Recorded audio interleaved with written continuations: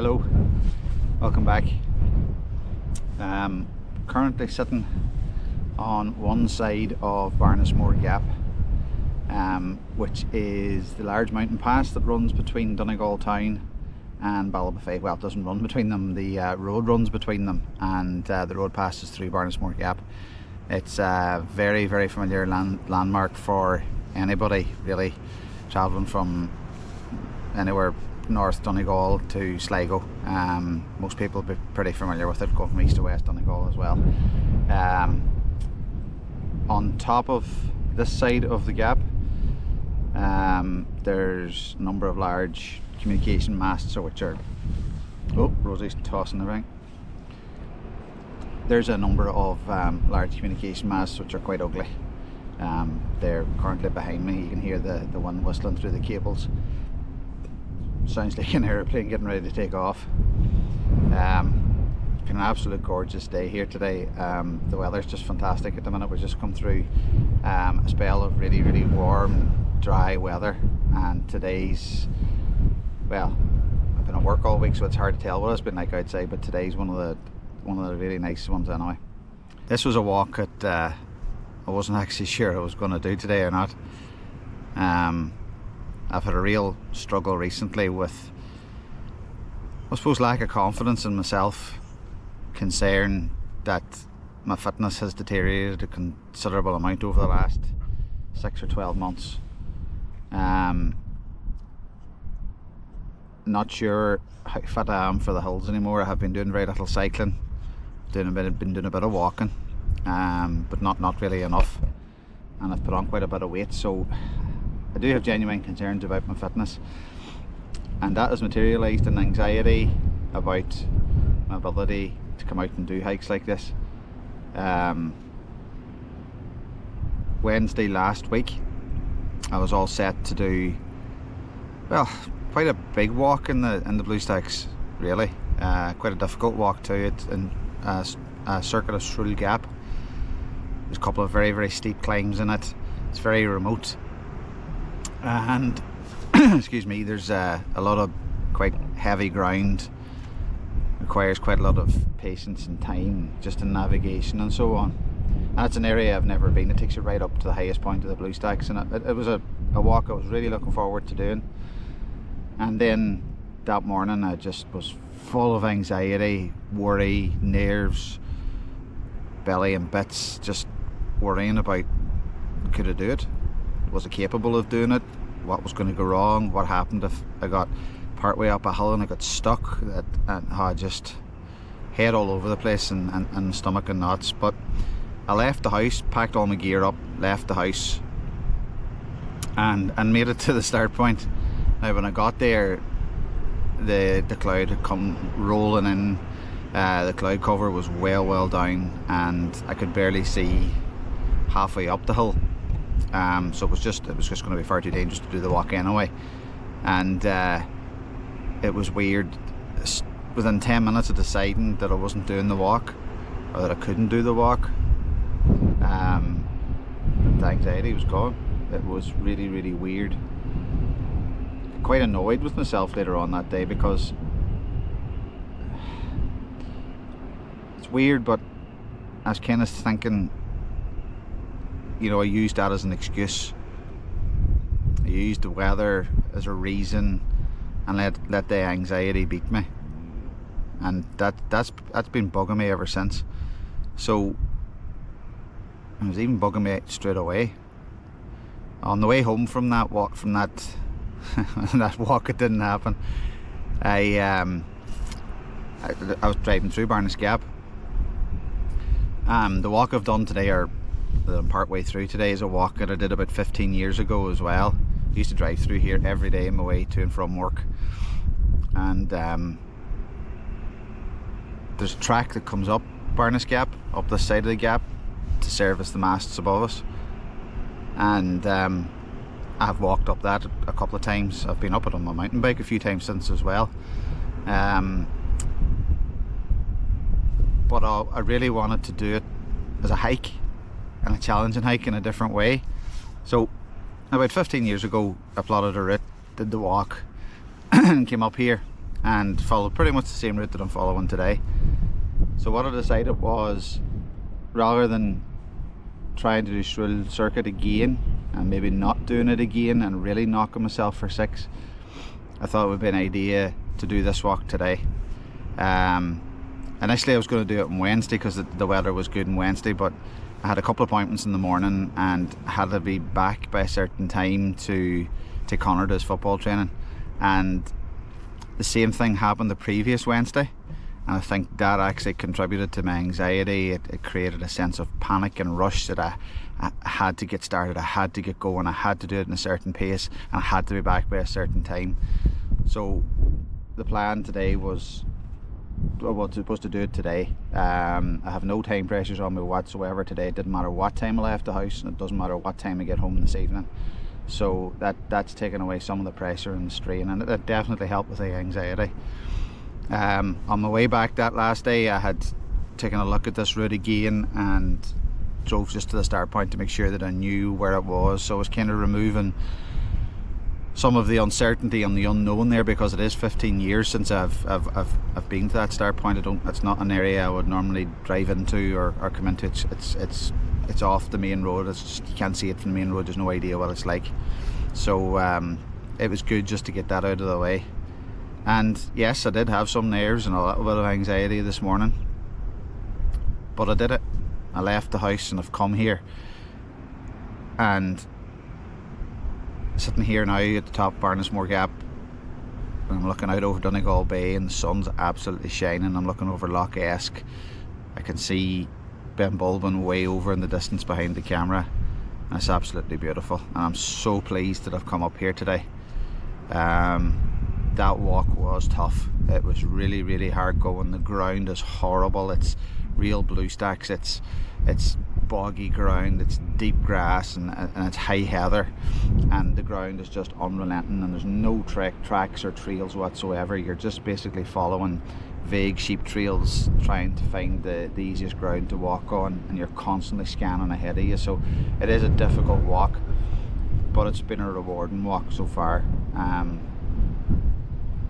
Just sat here and had my lunch, myself and Rosie are tucked in out of the wind. It's quite windy, but it's absolutely beautiful.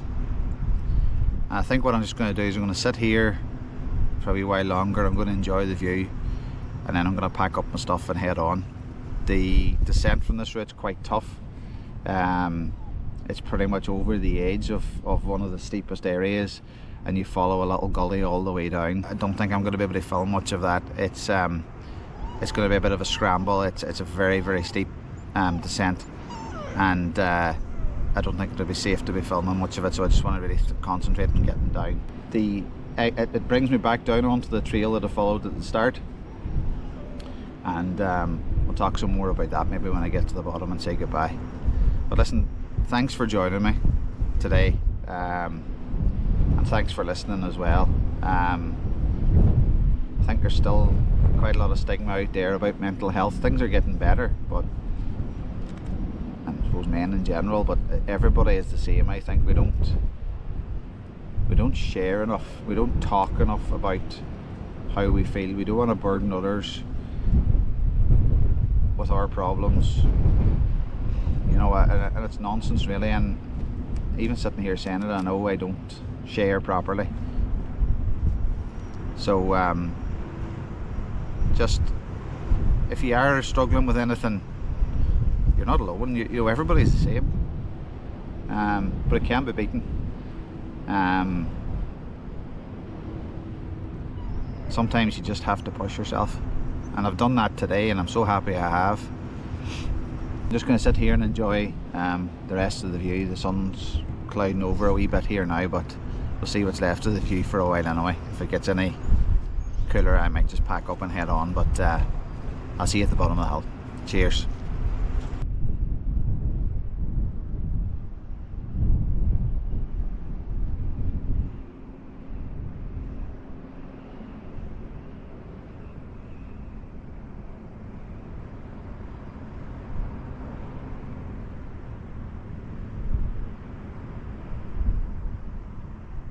Well, I made it down a pretty very tough descent.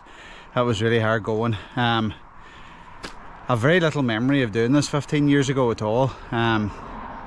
It's a great walk, but Jesus, it's tough. And like I said earlier on, my fitness is not what it used to be, and I'm carrying about a stone extra weight, so that none of that makes it any easier. But no, I enjoyed it. I think challenging yourself, like I just did, coming down that very, very steep area there, is it's great. It just gives me a real boost. I'm absolutely knackered, but I just feel really good for having done that. So hopefully this is me restarted again. I don't think the anxiety is going to go away completely. It's something I think I've battled all my life. Well, not battled, that makes it sound very dramatic, but it's something that I've experienced all my life, and it's something that I've had to deal with all my life. So I just need to learn how to control it again, how not to let it take control of me, and how not to let it stop me doing the things that I want to do and the things that I enjoy doing. The one thing that I didn't do was explain a wee bit about this route and about the area here. So I did say up at the top of the hill that Barnesmore is a gap. It's Barnesmore Gap. The hill I climbed is called Barnesmore Mountain. There's two hills, two peaks, two summits that straddle the gap, and they're named after brothers from ancient times. They were called the mountain's called Croaghonagh and Croaghonagh, and I'm sure that's a terrible Irish pronunciation, but basically it's Connell's Hill and Owen's Hill, and Barnesmore Gap marked the division between the two territories, and those two territories were called Croaghonagh and Croaghonagh. Croaghonagh still exists as Donegal today, and Donegal town, which is just that side of the gap, is the seat of the O'Donnells, who are the descendants of the O'Connells. The name has just changed over the years, and Tyrone still exists in the county name Tyrone, which in Irish is still called Tyrone. The two brothers, or the three brothers, were also descendants of Conall Gulban, after who Ben Bulben's named. So an awful lot of history there, and they were part of the O'Neill, Clan O'Neill, going way back. The track that I'm just sitting on here now, hopefully you can see it behind me. This track follows the route of the old, now completely removed, and Donegal Railway, and this track ran all the way from Strabane into Lifford, and then up the valley into Castlefin, Killygordon, Ballabafay, Stranorlar, and then through Barnesmore Gap to Donegal town and beyond. I think it went on as far as maybe Burtonport, but I'm not sure. That might have been through Letterkenny instead. Last year we went to visit the Ulster Transport Museum. One of the railway carriages that used to run this track is on display there, preserved and on display, and they have a replica of one of the stations there as well. So if I can find the photographs I took of that, I'll pop them up here as well for you to see. I'm not a railway expert, but off the top of my head I think it was a narrow gauge railway, and there was something about the tracks changing in Donegal and in Tyrone as well. I'm not sure, but I think there's something about that as well. Along here, obviously this part of the track has been completely forested over now. I'm assuming it's Quilty that took it and planted it over, so there's very little evidence of the railway left.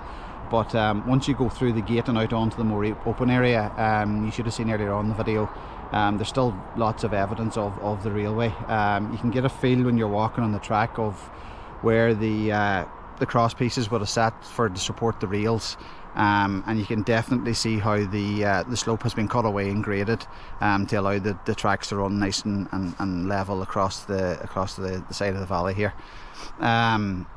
You can also, there's still loads of evidence of stone walls that were built up above the track to, I suppose, to mark off where the grazing land started and ended, but probably also to protect the tracks from rocks or any kind of landslides coming down the side of the mountain here, because as I noticed coming down, it's very steep.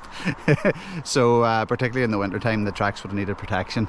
And the telegraph poles that ran alongside the railway line are still there. I tried to get some of those in the video earlier on, so hopefully they came out, as well as quite a lot of stone culverts and so on, where the streams running down off the side of Barnesmore were diverted to run underneath the track. So just it's a testament to the workmanship that went into that at the time. Those stone culverts are still there, and I took one of them on the video, and well, from my inexperienced eye, it looks absolutely perfect still, and it's definitely working anyway. The water running through it quite happily.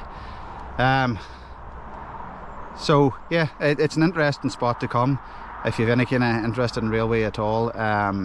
It's pretty accessible. You don't have to do the full walk that I did, so you can come in through. It's quite a pleasant walk in through the forests here, and it took me almost all the way down as far as the very famous Biddy O'Barnes pub. So I don't know how far it goes down or how much access you have to Biddy's, because the river's actually in between the railway and where Biddy's would be. So anyway, I have, I'd say, probably about a kilometre to walk to get back to the van now. So I'm going to wrap up the video here, but I'm just going to say thanks for coming along with me. I hope that wasn't too much of a ramble at the top of the hill, and I hope you understand where I was coming from by doing that. Just want to point out to everyone that a lot of us deal with anxiety and mental health issues all the time, day in, day out, and just because people look okay doesn't mean they are okay. So just keep an eye on each other, look out for your friends, be nice to people. Just I wish everyone could just live by that motto, just to be nice to each other. It would make this world so much different. But anyway, I'm getting very philosophical and very deep there, so I'm going to wrap it up and say thank you again for coming along with me, and hopefully see you next time. Cheerio.